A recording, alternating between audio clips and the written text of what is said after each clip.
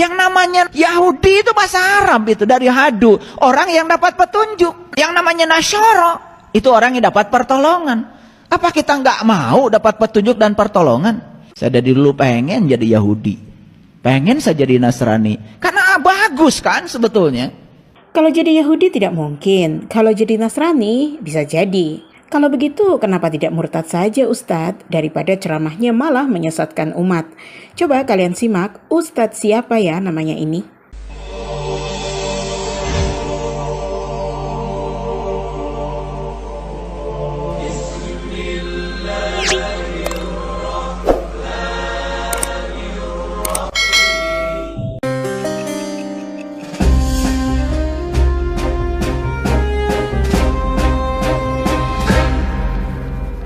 Bismillahirrahmanirrahim. Assalamualaikum warahmatullahi wabarakatuh. Alhamdulillah kita bisa bertemu kembali di channel Studio Islam yang turut menjaga akidah, mencerdaskan akal, dan menambah keimanan serta pengetahuan bagi kita semua. Yahudi bahasa Arabnya hadu. Hadu itu orang yang dapat petunjuk sebetulnya. Jadi Yahudi itu bukan kelompok manusia di negara sana. Siapa saja yang sudah dapat petunjuk itu hadu. Itu bahasa Quran.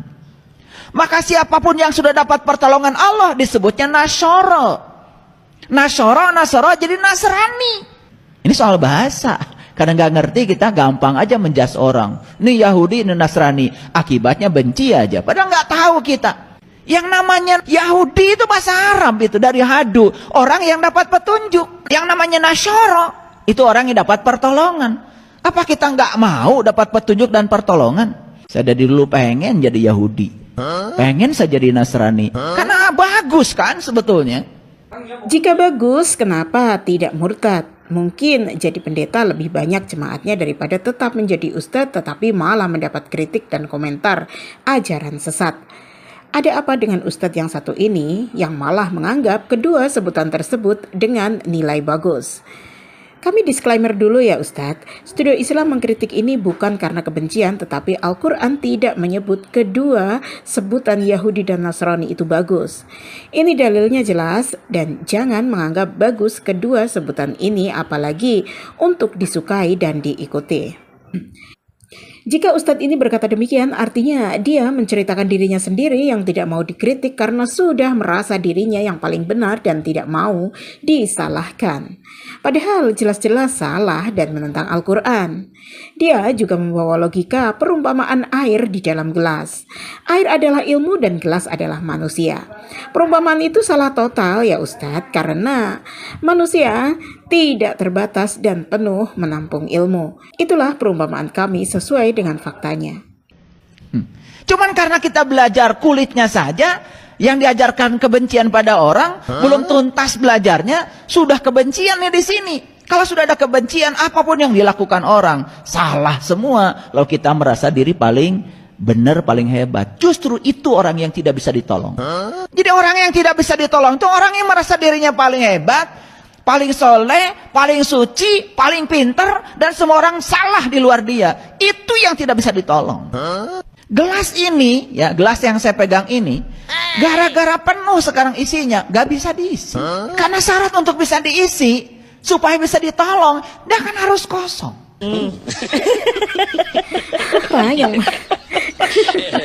Siapa yang mau menolong Ustadz ini ya? Tim Studio Islam pun tidak bisa menolong orang ini. Kami hanya mereaksi statementnya yang keliru dan kami anggap bertentangan dengan Al-Quran. Jadi, kalau umat Islam menyebut orang Kristen itu kafir, itu konyol katanya. Tanpa sadar dia sudah menentang Al-Qurannya sendiri loh. Jadi, apa yang tim Studio Islam jawab itu benar ya, sesuai dengan logika kalian. Dari awal pengajaran Ustadz ini sudah keliru dan sangat berbahaya sekali dikonsumsi oleh orang-orang awam. Pengen jadi Yahudi, pengen jadi Nasrani karena bagus katanya. Studio Islam tetap husnudzon saja kepada Ustadz ini. Mungkin kebanyakan membaca buku-buku orang kafir dan menelaah aliran filsafat sehingga lupa dengan Al-Qur'annya sendiri seperti yang dialami oleh Imam Ghazali. Namun Allah memberi pertolongan kepada beliau, akhirnya kembali kepada Al-Quran dan sunnah Nabi Muhammad SAW. Namun jika orang ini Studio Islam tidak tahu, biar sahabat netizen saja yang berkomentar ya. Sekarang sudah kosong pun belum tentu bisa diisi. Sepanjang ini belum dibuka. Ini bahasa Inggrisnya namanya cover. Bahasa Arabnya kafir. Jadi kafir itu artinya tutup. Selama ini kita mengatakan kafir pada orang yang berbeda keyakinan dengan kita. Apa enggak konyol? Ini kafir tuh tutup. Sudah jadi bahasa sepak bola kiper. Itu dari kafir, koper. Nah, tutupnya harus dibuka. Orang yang tertutup pikirannya itu bukan orang biasa. Biasanya orang yang menganggap dirinya sudah serba bisa. Ini yang susah ditolong. Makanya saya tidak bisa menolong orang-orang yang tidak bisa ditolong. Orang yang merasa dirinya tahu, padahal dia itu tidak tahu. Cuman dia tidak tahu bahwa dia tidak tahu. Cuman sok tahu seakan-akan dia paling tahu, padahal dia tidak tahu. Cuman dia tidak sadar kalau dia tidak tahu, gak bisa ditolong. Gimana nih? Gimana lagi?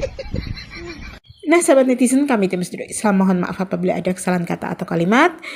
Demikian, semoga apa yang kami sampaikan bermanfaat. Wassalamualaikum warahmatullahi wabarakatuh. Selama ini kita mengatakan kafir pada orang yang berbeda keyakinan dengan kita. Apa enggak konyol?